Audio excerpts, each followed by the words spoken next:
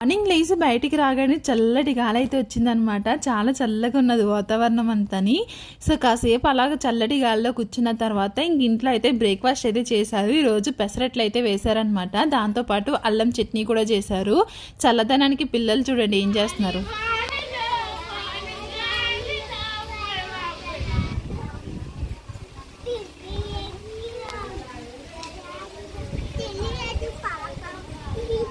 పిల్లలు చూసారు కదా పాటలు అయితే ఎలా పాడుతున్నారో. సో ఇంకా వాళ్ళని అలా చూస్తూ ఉన్నాను కాసేపు అయితేనే. తర్వాత మా అమ్మమ్మ వాళ్ళ ఇంటికి అయితే వచ్చామండి.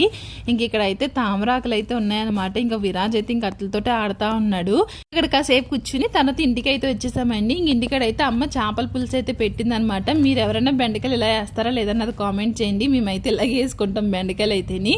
మధ్యలో ఘాటు పెట్టి వేస్తామన్నమాట.